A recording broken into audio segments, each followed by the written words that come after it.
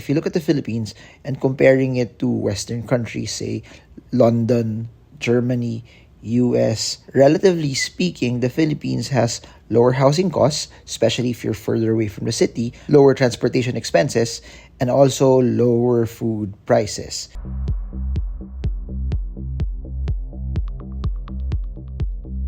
In this video, I want to do a deep dive. We're gonna go with something that's very interesting, that's not talked about a lot, but I do believe is something that wherever you are, if you're watching this and you're in your 20s, 30s, 40s, 50s, that you need to take into consideration right here, right now. Let's talk about retirement. How much do you actually need if you want to retire in the Philippines? That retirement is not a function of age, but it's a function of how capable you are and how much you prepared at the prime of your years. And here's what's so interesting. People look at retirement as a dream, but I do believe that as you start preparing early, it will allow you to execute, because it will just remain a dream if you don't carefully plan and if you don't do things right here, right now. And it requires sacrifice, it requires discipline, and it requires patience. You doing the things that you need to do, even if it's hard, even if it's not popular,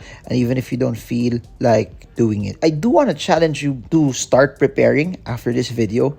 Write things down to set goals towards retirement. There are a lot of factors that you need to realize. We all will have different lifestyles. Some will have more active lifestyles even if they're retired. Some will be traveling more. But that being said, we all have different lifestyles, and the different lifestyles require different bills. Plus, you have to consider inflation, which changes on a year-to-year basis, plus whatever healthcare needs you may have. It's very, very important to understand the cost of living in the Philippines.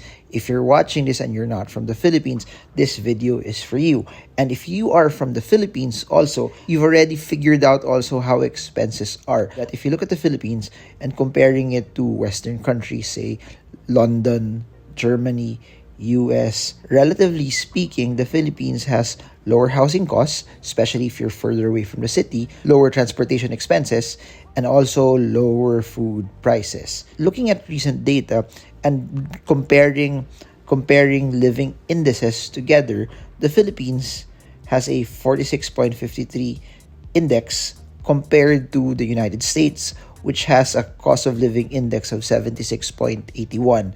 This actually means that the living expenses in the Philippines are approximately 40% lower than in the US. Do note this, I do believe that San Francisco, New York, LA, and the other top tier cities in the US are massively expensive.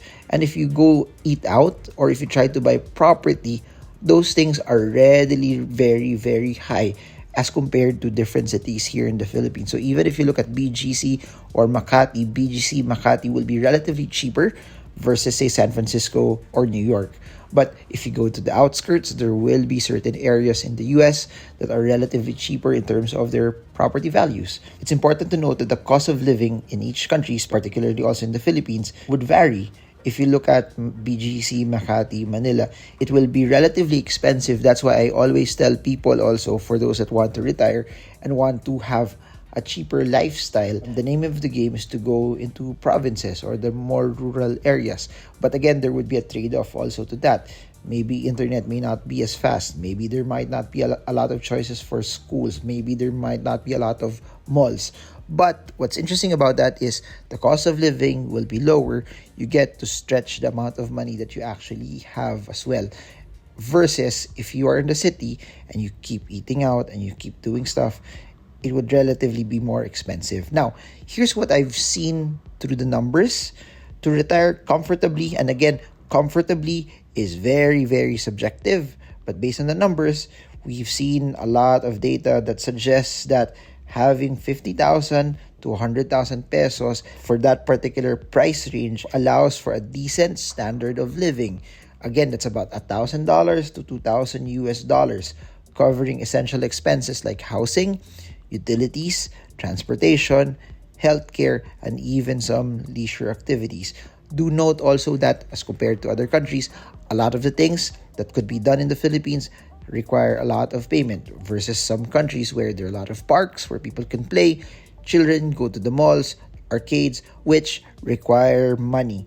Comment below, guys, if you're learning and if this is something that's helping you. That the figures that I've mentioned could vary based on your own preferences and your own circumstances. And as what I mentioned earlier, if you opt for a modest lifestyle, it could actually be lower. And if you keep on traveling, it will be more expensive. Apart from day-to-day expenses, I do believe it's crucial to consider long-term financial planning for retirement. Healthcare and emergencies are among the key aspects that require attention. Investing in comprehensive health insurance tailored for retirees is highly recommended to safeguard against unexpected medical expenses. Additionally, building an emergency fund equivalent to 6 months, bare minimum.